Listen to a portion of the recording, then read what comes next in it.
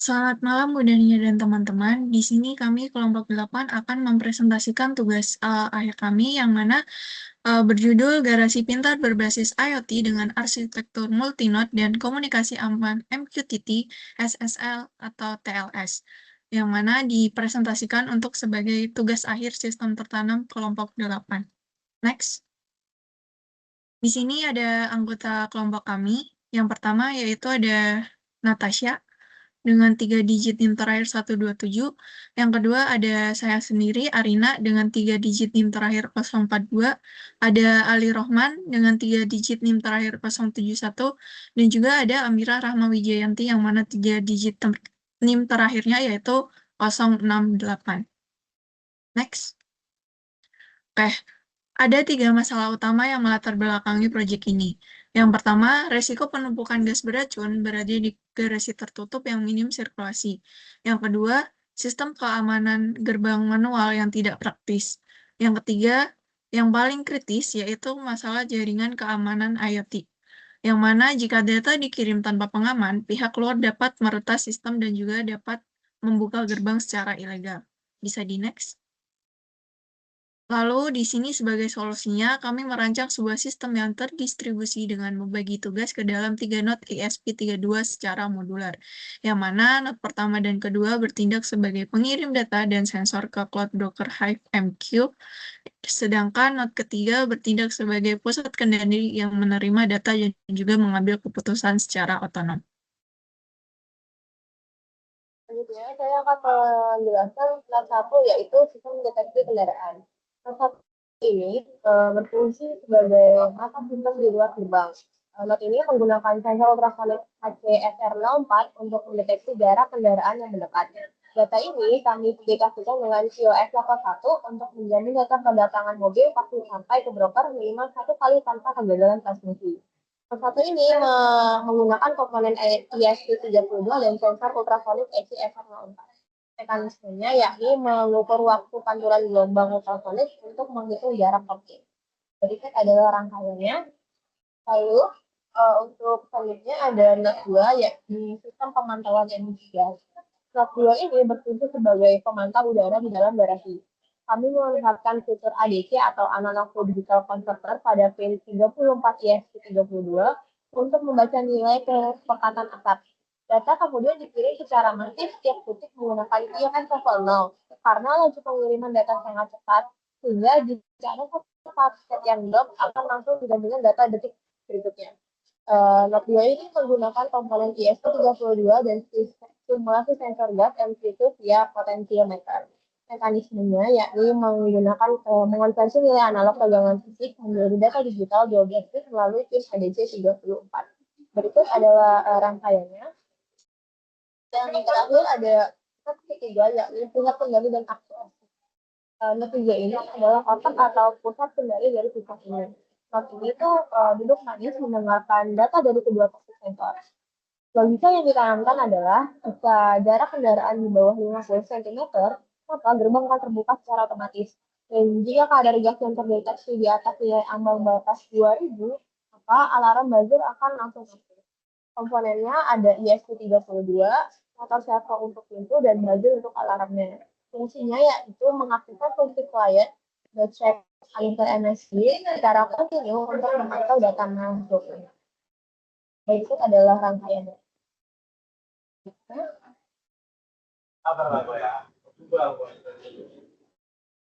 Mengapa kita menggunakan MQTT dan juga Hive MQ Cloud? Ya, jadi, MQTT itu dirancang khusus untuk perangkat dengan sumber daya yang terbatas seperti ESP32, ESP8266, atau Arduino, yang umum digunakan dalam proyek IoT. Jika MQTT adalah bahasanya, maka Hive MQ Cloud adalah cloud brokernya, yang menerima, menyaring, dan meneruskan semua pesan MQTT ke dalam dengan aman di internet. Nah, untuk kelebihan dari MQTT, yang pertama sangat ringan, dan juga hemat daya. Yang kedua, arsitektur publish atau subscribe-nya yang real time. Yang ketiga, komunikasi dua arah yang mulus. Yang keempat, fitur quality of service. Untuk kelebihan dari Hive MQ-nya, yang pertama, akses jarak jauh tanpa batas jaringan lokal. Yang kedua, tidak perlu konfigurasi router. Yang ketiga, keamanan tingkat tinggi. Yang keempat, tersedia tier gratis. Yang kelima, keandalan dan kecepatan tinggi. Next.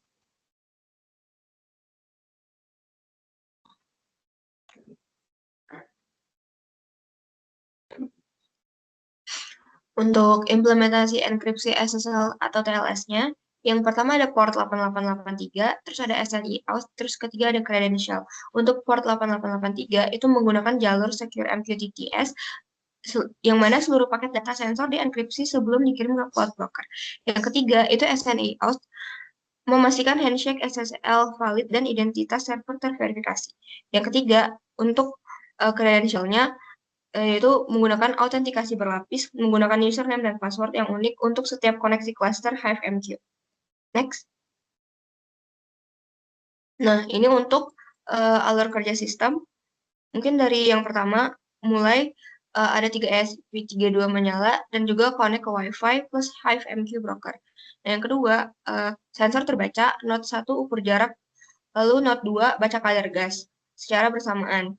Yang ketiga, itu ada publish, kedua node kirim data ke HiveMQ broker, masing-masing ke topik sensor atau jarak dan sensor atau gas.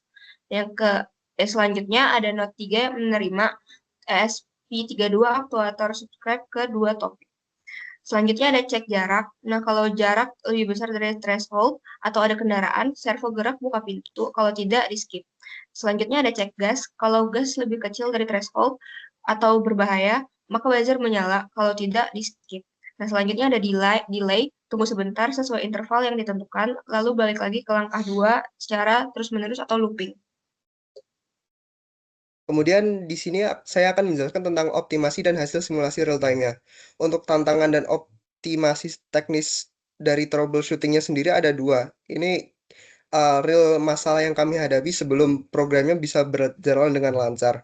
Yang pertama tuh ada kendala koneksi yaitu error 5 di output dari kodenya gitu, di mana itu aksesnya ditolak oleh cloud yang kemudian berhasil diatasi dengan penambahan parameter identitas SNI dengan menggunakan SSL params atau parameternya pada handshake SSL. Kemudian yang kedua ada bottleneck data, di mana itu penumpukan pesan di aktuator, yaitu di node 3, dan kemudian bisa diatasi dengan penerapan topik wildcard atau hashtag itu, dan dengan KOS 0 agar kerja mikrokontrolnya itu bisa jauh lebih ringan. Kemudian untuk hasil pengujian sistemnya kita menggunakan black box, di mana kita menguji hasilnya. Yang pertama yaitu ada sensor jarak. Nah, dari sensor ultrasoniknya itu akan mendeteksi objek yang mendekat dengan sensor yang ditaruh di dekat dengan pagarnya itu harusnya. Nah, itu kalau jaraknya sensor ultrasoniknya mendeteksi jarak kurang dari 50 cm, nah itu akan di di aktuatornya akan membuka itu sebagai gate-nya. Aktuatornya itu servo akan buka derajatnya sampai 90 derajat atau terbuka penuh. Kemudian ada sensor gasnya itu untuk node 2 yang dimana itu untuk mendeteksi kadar emisi CO2-nya atau gas yang ada di dalam garasi. Jika kadar emisinya lebih dari 2000, maka dia akan mengirim pesan dan mengirim kesan ke HFMQ-nya, kemudian diteruskan ke node 3 yang mana akan direalisasikan dengan buzzer yang berbunyi atau alarmnya tuh aktif. Nah, untuk latensinya sendiri kami sudah mencobanya dan memperbaikinya sehingga respons sistemnya itu menjadi sangat cepat dan dapat dibuktikan melalui pemantauan live dashboard HFMQ-nya yang akan saya demokan nanti setelah presentasi. Nah, untuk kesimpulan dan potensi implementasi sendiri. Untuk kesimpulannya sendiri itu infrastrukturnya yang saya buat untuk 3 node tadi itu udah lumayan andal dari integrasi arsitekturnya menggunakan ESP32 via Cloud MQT MQTT dan udah bisa berhasil secara otonom dan stabil. Untuk keamanannya sendiri sudah terjamin juga dengan menggunakan jalur komunikasi mutlak yang aman dari penyadapan karena implementasi enkripsi SSL atau TLS tadi dengan menggunakan port 8883. Nah, kita bisa ada potensi untuk implementasi nyatanya dari program yang telah kita buat, di mana kalau menggunakan hardware skala industri, prototipe ini tuh bisa direalisasikan menggunakan motor gerbang berat dan sensor gas aktualnya atau menggunakan MQ7.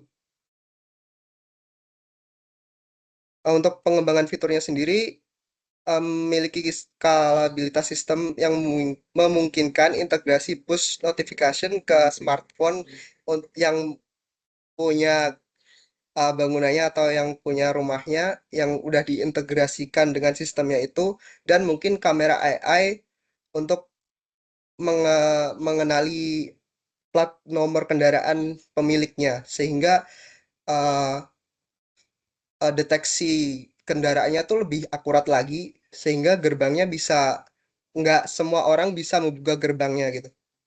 Mungkin seperti itu presentasi dari kelompok kami. Terima kasih. Wassalamualaikum warahmatullahi wabarakatuh. Mungkin sekarang saya akan mendemokan untuk programnya. Di sini saya akan mendemokan hasil program yang telah saya buat bersama kelompok saya. Di sini saya membuat tiga node yang masing-masing itu bekerja sebagai pengirim pesan dan penerima. Dan untuk postnya atau brokernya saya menggunakan HiveMQ. Pertama kita connect dulu, kemudian node 1. Nah, node 1 ini digunakan sebagai deteksi kendaraan yang mendekati dengan gerbang atau sensornya.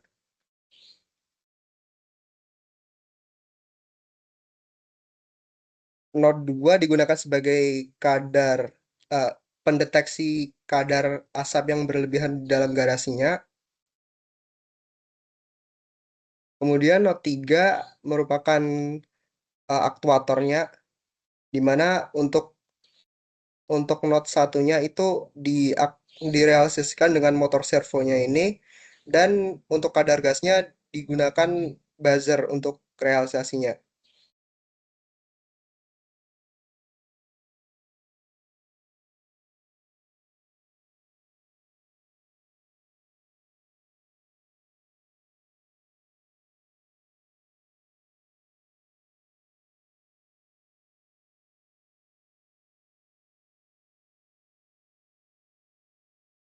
Nah, bisa dilihat di sini ketika saya uh, me- mencontohkan kalau jarak kendaraan ke sensornya itu di 3-4 cm, maka brokernya itu akan menerima pesan dari node 1, kemudian akan diteruskan ke node 3 untuk direalisasikan dan akan buka gerbang karena nilai dari node 1 tadi jika kurang dari 50 cm, maka gerbang akan terbuka. Dan di sini gerbangnya juga bisa terbuka. Kemudian saya memakai potensiometer untuk merepresentasikan kadar gasnya. Nah, kalau kadar gasnya di atas 2000, di sini node 2 akan mengirimkan pesan ke broker,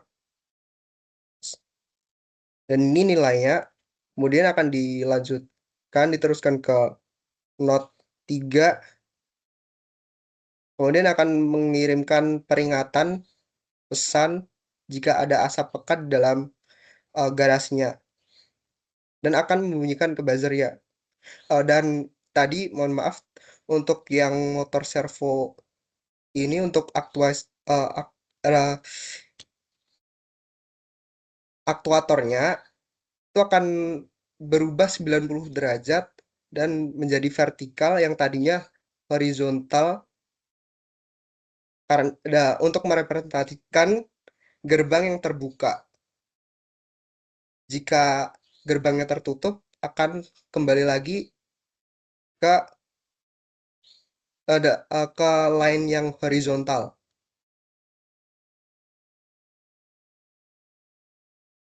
Mungkin seperti itu demonya. Mohon maaf untuk penjelasan yang mungkin kurang enak. Terima kasih.